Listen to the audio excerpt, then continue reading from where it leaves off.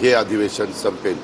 पुढचं अधिवेशन साधारण कधी घ्यायचं आहे त्याच्याबद्दलचा निर्णय शेवटच्या दिवशी होतो आणि मग अध्यक्ष महोदय जाहीर करतात की पुढचं अधिवेशन जुलैमध्ये येईल का जूनमध्ये येईल एंडला किंवा जुलै सुरुवातीला।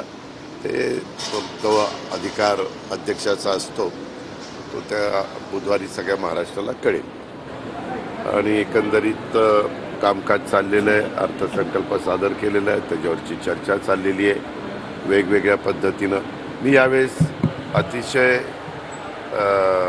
आर्थिक शिस्त कशी आणता येईल राज्याला अशा प्रकारचा अर्थसंकल्प, सर्वसमावेशक अशा प्रकारचा अर्थसंकल्प राज्याला सादर करण्याचा प्रयत्न केला आहे। काहींनी त्याचं कौतुक केलं, काहींनी ते टीकात्मक घेतलं।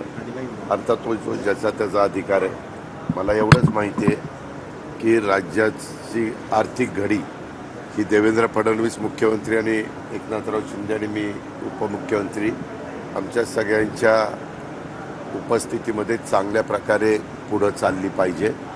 महाराष्ट्राला देशाच्या पातळीवर एक वेगळं महाराष्ट्राचं नाव आहे, नाव लौकिक आहे, तो तसाच पुढं कसा वाढेल याकरता आमचा प्रयत्न चालला आहे। दुसरी एक गोष्ट, मी काल काही ठिकाणी बोललो, देशाचे पंतप्रधान नरेंद्र मोदी साहेब, अमित शहा, पीयूष गोयल आणि कृषी मंत्री शिवराज सिंग चौहान आपल्या महाराष्ट्रामध्ये मोठ्या प्रमाणावर कांदा उत्पादक शेतकरी आहे आणि निर्यात करण्याच्या करता जो टॅक्स लावलेला होता त्याच्यातलं 20% टॅक्स कमी करण्याचा निर्णय हा घेतला गेला केंद्रीय पातळीवर आणि त्याचं स्वागत आम्ही सगळ्यांनी केलेलं आहे। शेतकऱ्यांना एक मदत करणारा हा निर्णय आहे। त्याच्यामुळं भाव कांद्याचे निश्चितपणे शेतकऱ्यांना बऱ्यापैकी त्या ठिकाणी वाढ होईल। आम्हाला नेहमी विचार करावा लागतो, पहिला शेतकऱ्याचा पण उत्पादक म्हणून आणि दुसरा ग्राहकाचा पण, का तर तो खरेदीदार आहे म्हणून त्याच्यात समन्वय साधावा लागतो।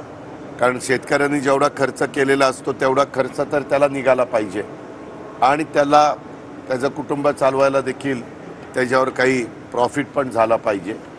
आणि जो खाणारा वर्ग आहे, कांदा खाणारा, त्या ग्राहकाला पण आवाचा सवा दरामध्ये हा कांद्याचा दर वाढता कामा नये अशा पद्धतीनं आम्ही जातो। कधी कधी दर इतके वाढतात की तो खाणारा नाराज होऊन जातो आणि कधी दर एवढे कमी होतात की तो उत्पादक शेतकरी अतिशय काकुळतीला येतो, मेटाकुटीला येतो, नावमेद होतो, खचून जातो।